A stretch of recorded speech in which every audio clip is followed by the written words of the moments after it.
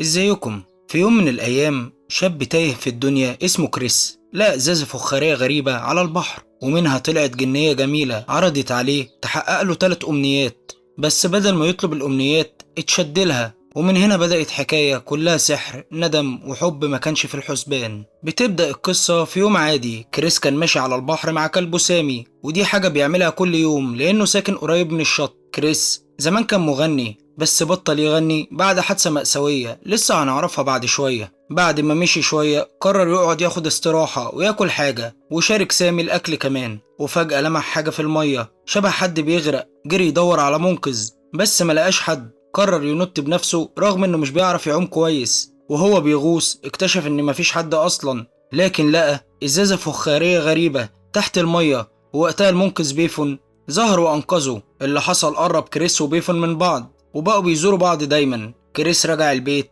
وحط الازازة الفخارية على الترابيزة وكمل شغل بيته، وبعدها نزل البار اللي بيروح كل يوم يشرب فيه. هناك جه واحد اسمه هيمن صاحب شركة تسجيلات وطلب من كريس يرجع يغني تاني، بس كريس رفض تماما علشان اخوه جيمي كان عايز يبقى مغني وطلب من كريس يساعده، بس كريس رفض وحصلت مشادة بينهم. وبعدها جيمي مات في حادثة مأساوية، وده اللي خلى كريس يعتزل الغنى. في نفس الليلة كريس خد الإزازة الفخارية وبدأ ينضفها بس بالغلط خربشها، وفجأة الريح ضربت البيت كله. الإزازة الفخارية بدأت تنور، وفجأة خرجت منه واحدة جميلة جدا قدمت نفسها وقالت إنها اسمها رو، وإنها جنية موجودة هنا علشان تحقق له 3 أمنيات. كريس استغرب جدا لكن كان مركز أكتر في جمالها من فكرة الأمنيات. راح قال لها أمنيته الأولى بهزار إنه عايز طوفان، وفجأة المطر نزل كأنه السما اتفتحت عليه. رو كانت فرحانة إنها حققت له أول أمنية وسألته عن التانية، لكن كريس قال لها إنه مش عايز حاجة تانية وطلب منها تمشي، بس هي قالت له إنها مش هتقدر تمشي غير لما تحقق له ال3 أمنيات.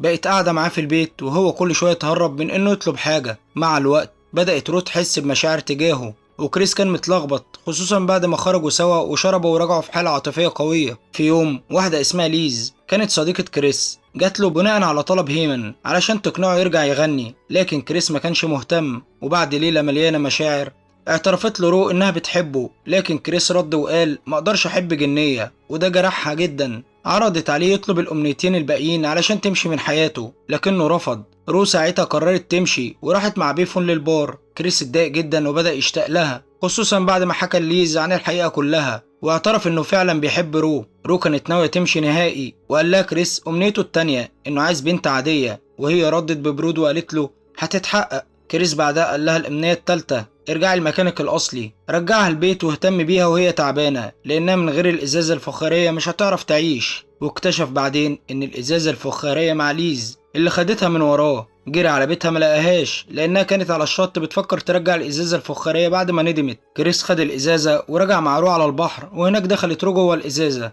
وهو رماها في المية وقال لها وداع. في اليوم اللي بعده كريس كان قاعد حزين على الشط وقابل بنت صغيرة شبه رو بالظبط. سألته إذا كان بخير، وهنا عرف إن أمنيته التانية اتحققت. وفي اللحظة دي كريس كان مذهول من البنت اللي قابلها على الشط. ملامحها كانت شبه رو بشكل مش طبيعي، بس كانت واضحة إنها بنت عادية ما عندهاش طاقة سحرية ولا إزازة فخارية ولا جني. سألته بهدوء أنت كويس؟ شكلك تعبان. كريس بصلها وهو مش قادر يصدق اللي بيشوفه. حس بقلبه بيرجع يدق تاني، بس المرة دي بهدوء من غير سحر ولا أمنيات. افتكر أمنيته التانية إنه عايز بنت عادية، وقتها فهم إن الحياة مش دايما محتاجة معجزات، ساعات البساطة هي المعجزة بحد ذاتها. وهنا في راوي بيقول إن قصتنا بتورينا إن الناس اللي بتخيب أملهم في الحياة ساعات كتير بيتخلوا عن أحلامهم، زي كريس اللي بعد تجربة صعبة حس إنه مبقاش عنده أي رغبات، بس الحقيقة إن كل واحد فينا جواه حاجة لسه مستنياه، حلم بسيط، أمل، أو حتى قلب بيحب تاني. كريس وقف على الشط، الشمس طالعة ووراه البحر واسع، والبنت اللي شبه رو ماشية جنبه، وابتدى صفحة جديدة. وبنتعلم من القصة إن مش كل اللي بتتمناه لازم يكون سحر أو خارق، ساعات اللي محتاجينه بجد بيكون قدامنا بسيط وعادي. كريس كان فاكر إن مفيش حاجة تداوي وجعه لا بالغنى ولا بالأمنيات، لكن لما قابل رو فهم إن الحب الحقيقي مش دايما بيكون مثالي، وساعات بنخسر اللي بنحبهم علشان مش عارفين نعبر. وفي الآخر لما اتمنى بنت عادية عرف إن البساطة أوقات بتكون أجمل أمنية. وبتخلص القصة هنا. سلام.